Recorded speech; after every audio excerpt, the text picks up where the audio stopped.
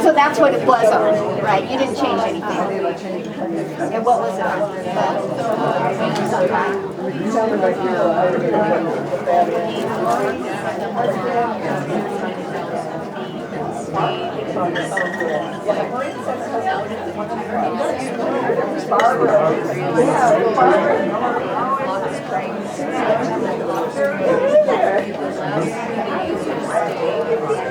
I think that's better.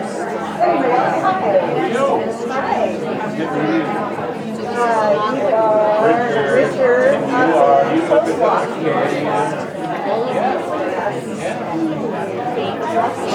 You know, we tried to get in on the Humboldt.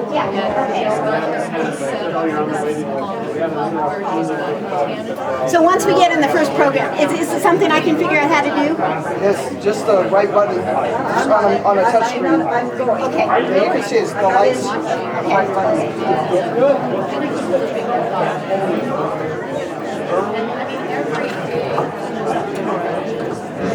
Okay. How's this for volume, everybody? Great. Private enterprise. Too loud? I'll hold it farther away. Anybody out in the lobby? We're going to get going. We're closing the door. So welcome everybody. So glad you're here for our 4th annual Mono Basin Climate Seminar. The High Sierra responds to a changing climate, which we are certainly doing. So I'd like to, first of all, thank the Forest Service for letting us use their beautiful building. We have Andrea, who administered the permit in the back. Wave, Andrea.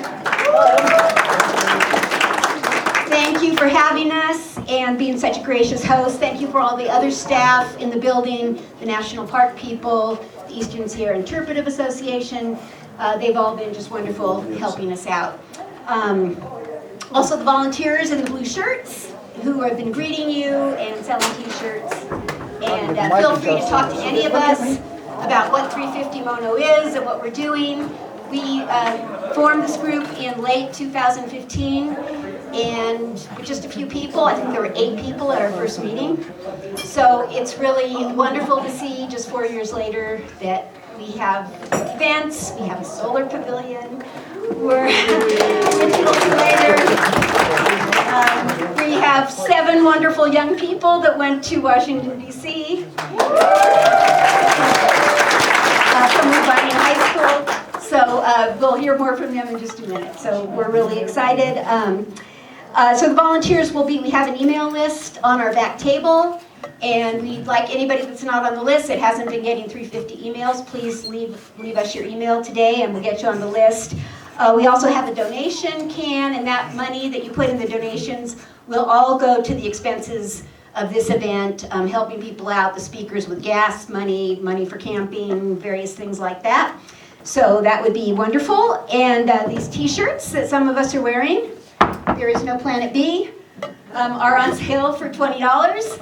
And that's just our cost, and we would love to have you show the flag wherever you live, talking about what 350 is and how you feel about climate action. There's some key people I'd like to introduce.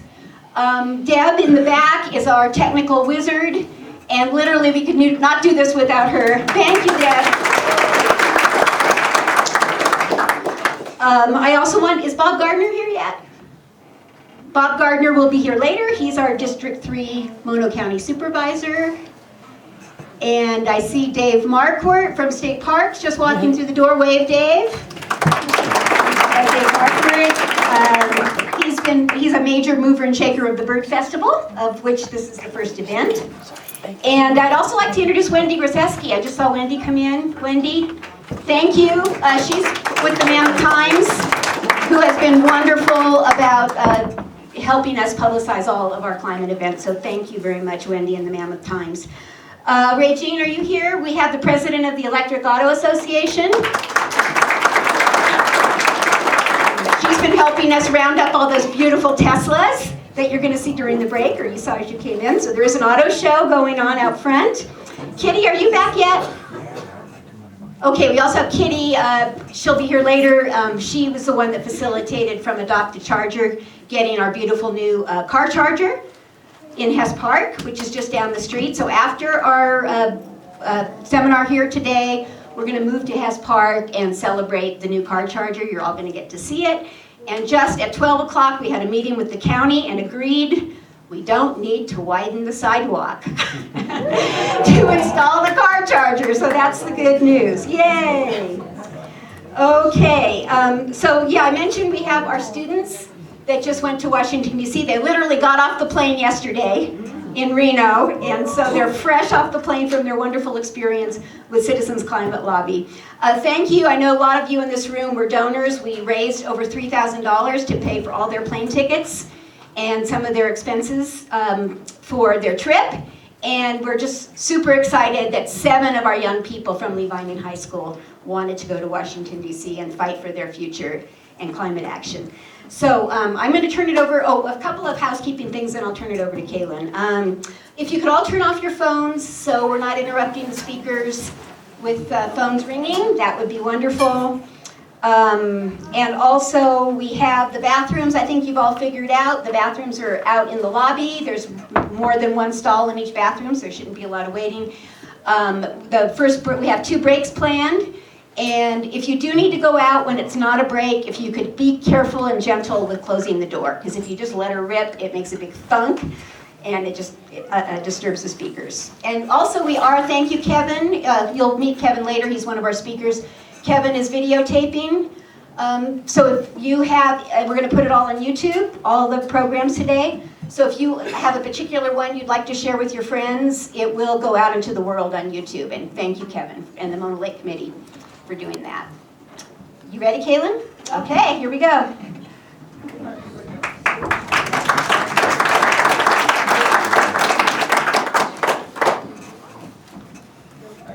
Hello, everybody. So, yeah. Okay, now that we're situated. As Janet mentioned, we are the 7th students from Levining High School who traveled to Washington, D.C. to lobby for climate change action. So we're going to tell you all about this. First, we're just going to quickly introduce yourselves. As you guys know, I'm Caelen McQuilkin. I just graduated from Levining High School last week, which is really crazy. And next year, I will be attending Amherst College in Massachusetts. Hi everyone, my name is Sophia McKee. I also just graduated from Levining High School, so pretty exciting. This fall, I'll be attending the University of New Brunswick in Fredericton, Canada. And just a little fun fact, Canada just passed their own carbon fee and dividend plan, which you'll hear more about from Ben later. Hi guys, I'm Ellery. I was also just at this meeting. It was really great, and I will be a sophomore at Levining High School.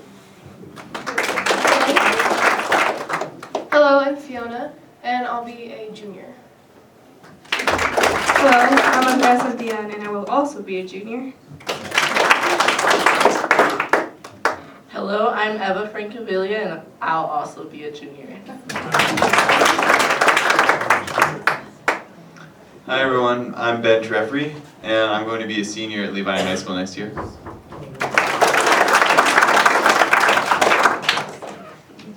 So just a little bit of information about CCL. It's a bipartisan group that focuses on curbing climate change in our world, because as you all know, it's going to be horrible if we keep letting things go the way they are.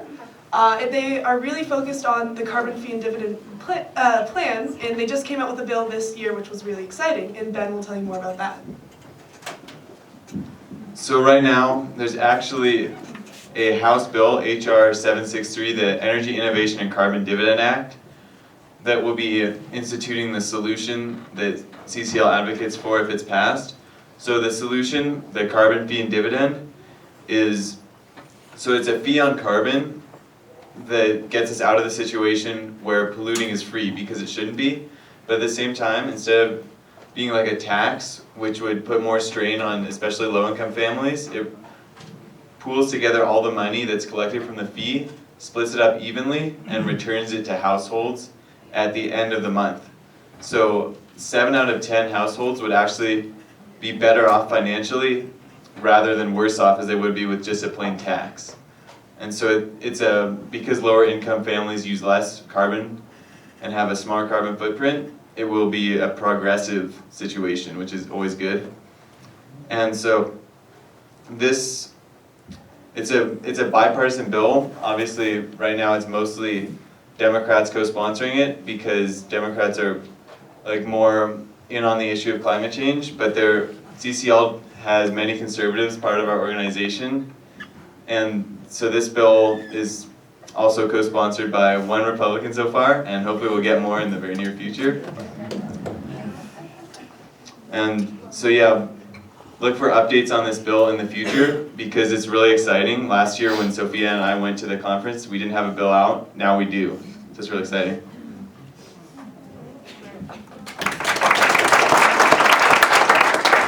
So basically, our goal in going to this conference was to help CCL and lobby representatives to support this bill, or to just get them to know about it and show interest in it.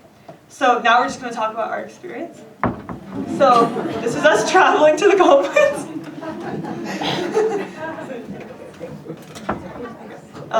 It was a fun time together. Yeah, here's our first day, which was the lobby training for the conference. So I don't know if Yeah, so this was really incredible. Caelen and I went because we were going to be the 2 new lobby members, and they just went through, gave us a little bit of a summary about the bill that we'd be talking about, and just really the best way to communicate with these people. What are you trying to get them to see? How are you connecting with them? And we did a little practice one with volunteers pretending to be our congressmen or women, and it was really great. I definitely was very glad I went to it. It really showed me how the best way to communicate to these people was, and it was overall definitely a really great experience. And on this day, because not all of us were able to lobby, all the spots were filled, there was also some different seminars and things going on, so everyone overall was able to learn about climate change and stuff. And Drew, I think yours was on that day. So that day, since the moment I got there, I realized I was really underrepresented. So there was a seminar about getting more the Latin community involved. So I went to that one. And it was really cool to see like all the things they were trying to do to try to bring more people in, more people of color, because it was obvious since the moment I got there weren't many people. So then I went to the seminar, and it was just saying about how they're doing all these things, they're translating all these things so that Hispanic people could read it, they could have more information about it in their language, because they did a survey, and the main reason people of color or Latin people wouldn't go was because they didn't have information about it in their language, so they really couldn't be informed about it. And it was really cool to see all the things they were trying to do to diversify the event more.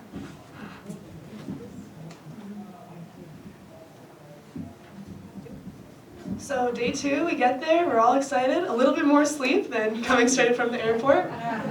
This was also more like lobby training, but a lot more seminars, just to inform you on issues you may have been interested in, like ocean stuff, and it was really cool. I'll talk about mine. I went to youth outreach for conservatives. I'm going to Canada, like I mentioned, and it's a conservative area.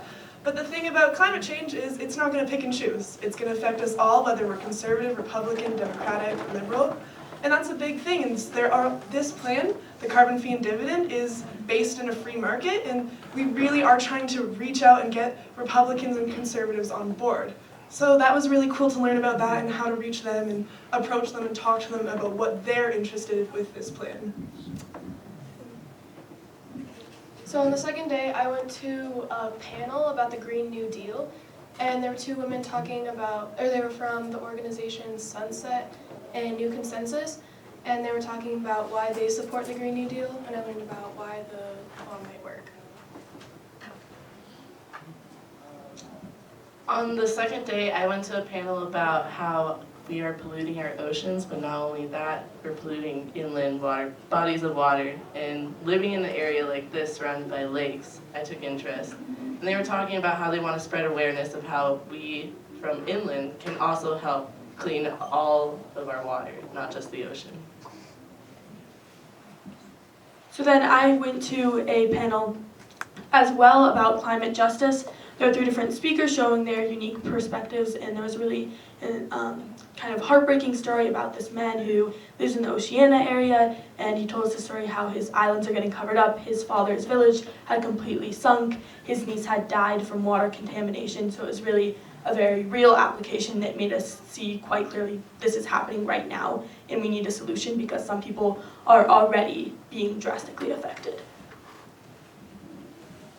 And then we all actually, at the end of the day, went to a seminar about like youth activization in the climate movement. And so we just heard from a panel of young people who had been doing a lot in their movements, and it was really inspiring to hear their stories and perspectives on what they did to get their school involved and bring more youth awareness of the issue. And so I feel like it provided us all with some good information, and it also gave us a lot of good ideas of what we want to start on when we come back to our community and what we want to start on in our next school year, which was good.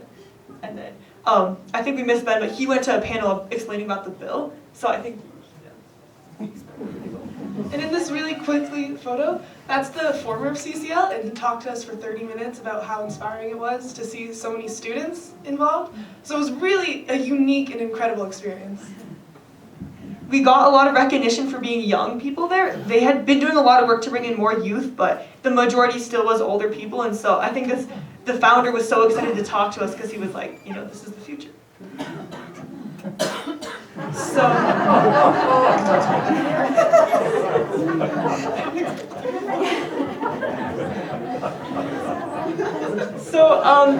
Yeah, this is us on lobby day. And as you can see, we had 2 moods about it. We were very serious and ready, but we were also really ready to have a fun time. For some of us, it was the first time ever lobbying, and for me and Ben, it was our second time, so it was really exciting to share their excitement about being there and like the nervous energy about to go in, and I think we'll talk more specifically about what happened, but yeah. Okay, so this was one of my groups for lobbying. The way it works is you split into teams, and then you lobby a specific representative. And so I got to lobby Ken Calvert from a district in California near like the Riverside area. And this was some people from my group at the end. They liked taking selfies, which was interesting. Yeah, and overall I would say it went really well. It was nerve-wracking, but I think the way it was organized, that each person has a different role to do, was really nice. And I was happy that I got to talk about my experience growing up here, and I think that maybe went through to the representative staff. So here's my lobby group. I think Caelen had 2 and I had 3. And this one was weirdly with a senator from Alabama. And there's been a lot going on in Alabama. So what really opened my eyes was I need to look past whatever bias I had and be like, climate change is affecting everyone. And it was really interesting going into this meeting and meeting the staffer who admitted this is a very Republican senator, and he was like, we know that the science of climate change is here, and we know that there's human involvement, and that's something we had never heard from him, and we were really excited, and it was just one of those eye-opening moments, and I was incredibly lucky to be in this meeting, so, yeah.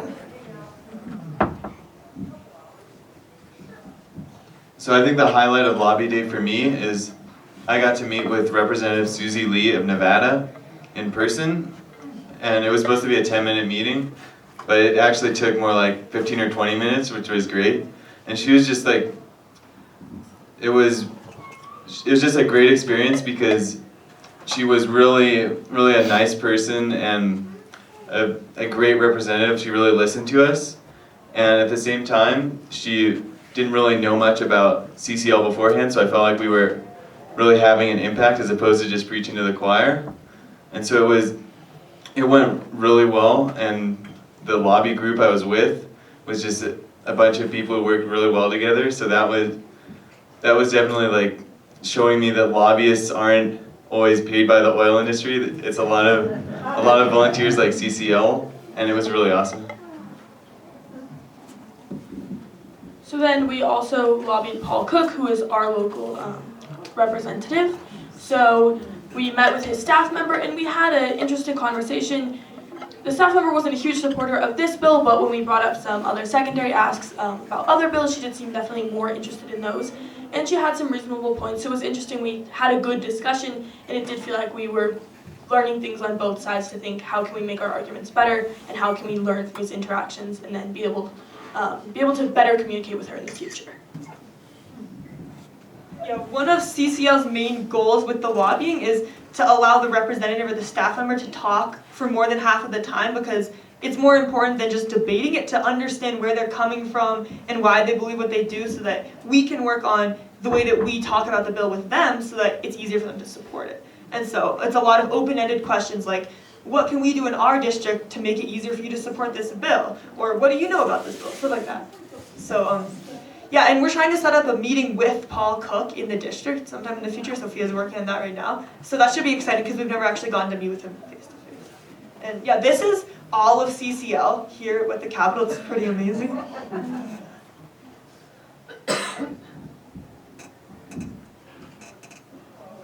So unfortunately, me, Andrea, and Eva did not get to lobby, but we went to a Hometown on the House event, which is there's a little stage set up, and we got to share our story of why we're here. So we shared our story of why we're here and what's going on in our community. It was really cool to see all those people were there and they were listening to us and our story. We really felt represented. We come from a really small town, but we got heard from we went to Washington, D.C. and we got heard at the Capitol.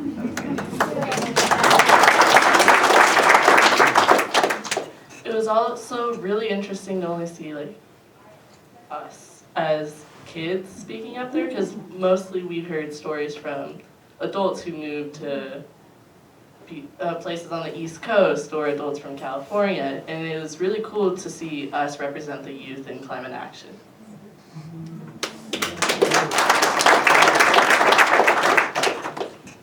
So we wanted to put in a video of the speech that these three made because it was really beautiful, but we had some technical difficulties. But we're going to be sending out a lot more things in an email later on, so we want you guys to stay tuned.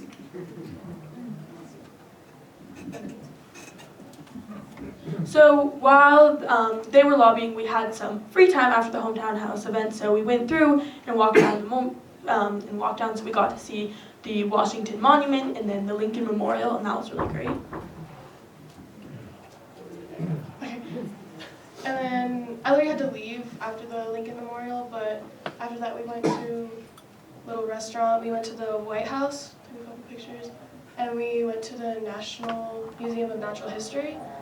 And then we got to see a live debate. It was over by the time we got there, like by the time we got in, but it was really interesting to see everyone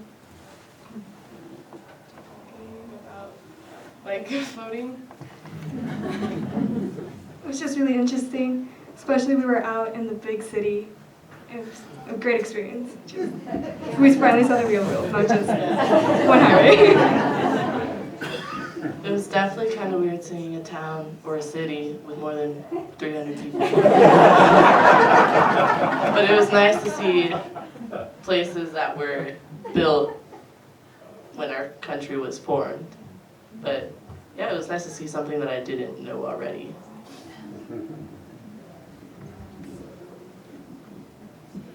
Yeah, I think the overall idea was that it was so cool to get out of our town and go to this place where most of the most important decisions in our nation are made, and feel that like we had a voice in impacting those decisions. And that made us all excited for our futures. So we just wanted to end by saying thank you to everyone here and more for helping to make this possible for us by all your generous donations. A lot of people at CCL asked us what they could do to get kids more involved. And there are a lot of things, but one of the things would be our community was so helpful in giving us the money to do this, and so the more of that the better, the more people from our school can be involved, and the more we can make our voices heard. And so we're so thankful that you guys helped make it possible for us to feel like we had an impact in the future of our world that we will be inheriting next. Yeah, I think we're all going to say a little thank you, but I remember last year I went and there was this story about these kids who went into a lobby meeting, and they had gone kids from their high school, And this congressman had always been very anti-climate change, and by the end of the meeting, he was on into the Climate Solutions Caucus and very enthusiastic about the solution. And that was because of the students who went there. So I look at these young high schoolers and I realize, like, even though me and Caelen may go off to college and we're going to take our own paths, like, I'm really excited about their future within this solution. And, yeah. Yeah, it was definitely very inspiring. We had heard from Sophie and Ben there were only about 20 students last year. This year, however, there were many more. I got to meet students who had done incredible things. We had really created a relationship with them, so that was amazing. And it also is when adults see kids like us who are very young saying, this is something that's happening and we're the people who have to deal with it and here's what we've got for you. It definitely is something that they respond to much more than a bunch of older people going and talking to them.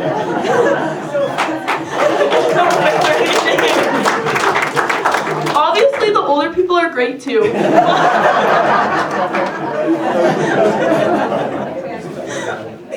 But, you know, it's good to see the youth represented.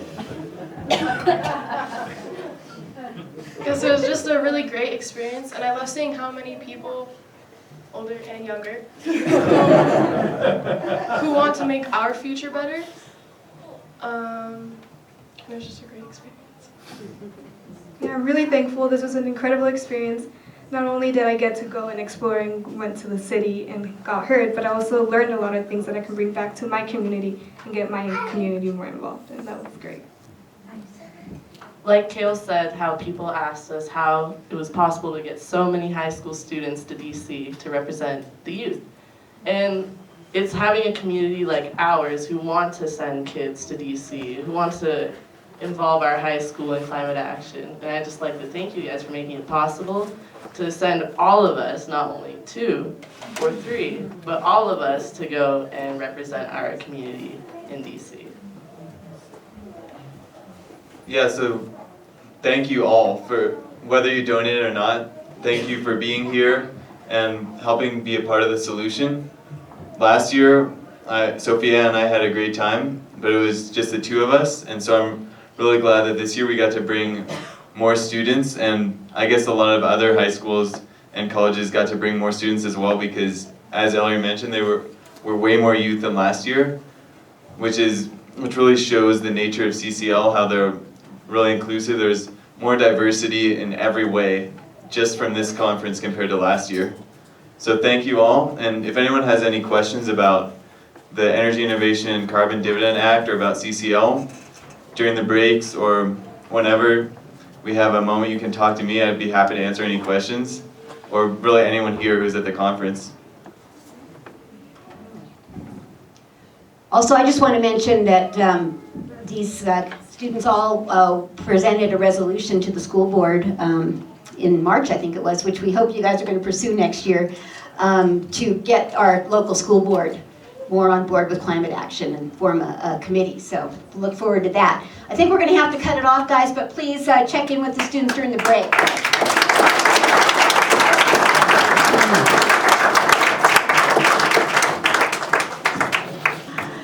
So a few of you out there might be wondering, this isn't on the agenda, where's this time coming from?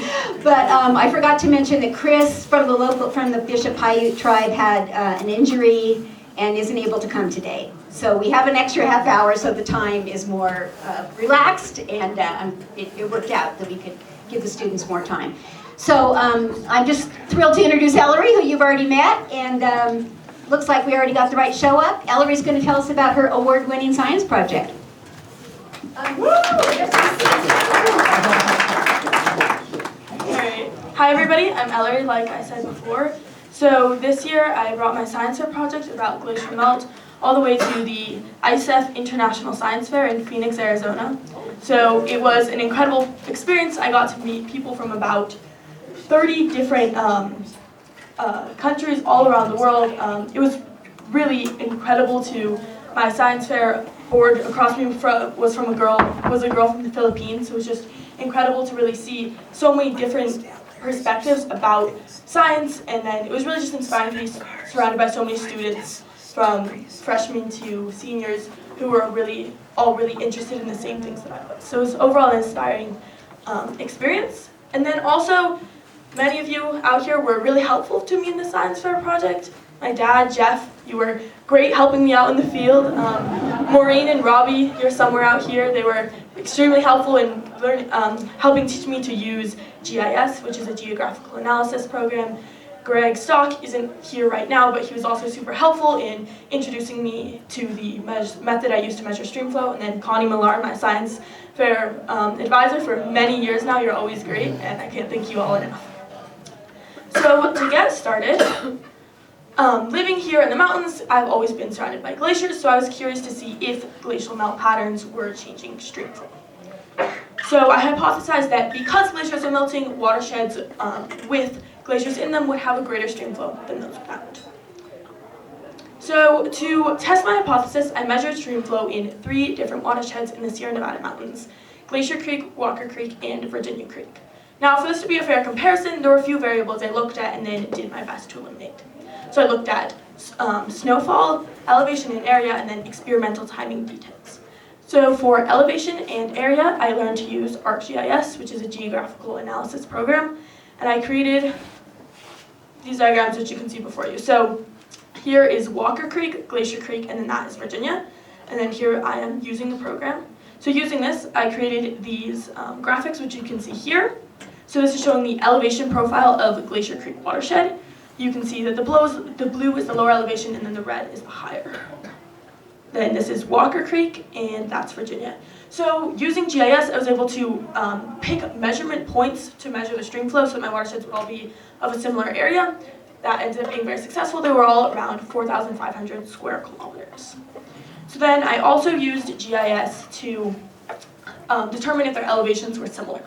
So this graph shows the amount of area in 100-meter elevation bands. You can see, while not identical in these specific bands, if you take a central zone between about 3,300 meters and 3,600 meters, my watersheds all had 60 to 85% of their area in that central zone. So overall, my watersheds were very similar.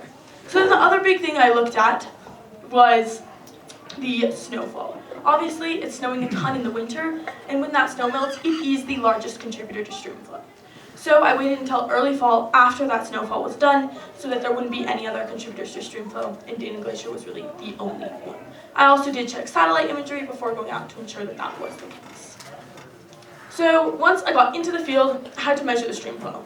This is not an easy thing to do because these watersheds are hard to get to. I hiked between about 6 and 9 miles to get there, and then it took about an hour to go through this procedure. So it took some time getting there. And then the method itself is pretty complicated because methods you would generally use in this type of area, a portable flow meter or a flume, weren't going to work because these are small turbulent streams that don't have a consistent cross-sectional area. So with Greg Stock's advice, I ended up using the salt dilution method, which is an established procedure for measuring stream flow in small turbulent high-altitude streams. So in this method, I would mix a precise amount of salt water and add it to the stream. From there, I would measure the salt, the dilution of the water, and then from there I could calculate the total volume. So to measure the dilution in the water, I measured the conductivity of the stream, so I measured the conductivity of the stream. If you have a fancy conductivity meter, I could just sit on the side of the creek and it would record all the data for me. I didn't have one of those though, because they're very expensive. So instead, I sat, as you can see here, I would hold the conductivity meter and then I took a video of the screen so that I was still getting all of that data, and then I went back through later, stopped the video at 1-second intervals, and recorded all of that data. So then, after measuring the conductivity of the stream, I performed the calibration. So the primary solution, which is the salt water I poured into the stream, I would take 3 milliliters from that and add it to 1 liter of pure stream water. Then taking that calibration solution, I would add known aliquots into 1 liter of pure stream water, and after each addition, I would measure how the conductivity of the water changed. And you do this to find the relationship between dilution and conductivity. So, getting back in the field, I have all this data, but it's not stream flow yet.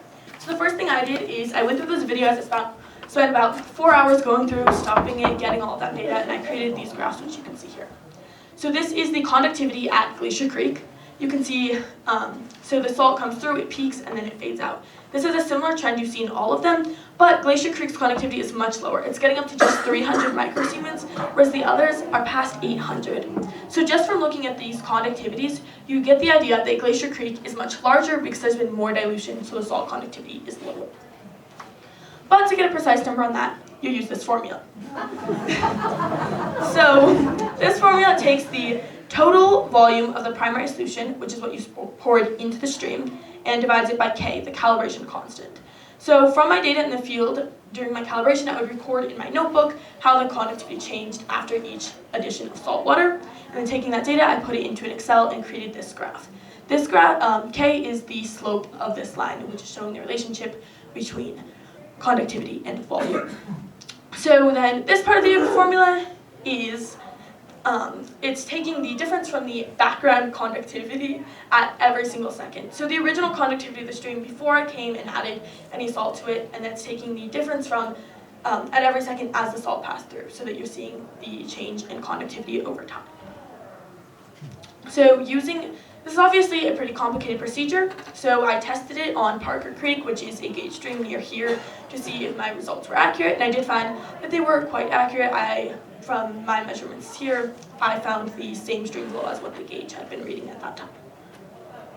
So I found that Glacier Creek did have the largest stream flow of 2.6 CFS, that's cubic feet per second.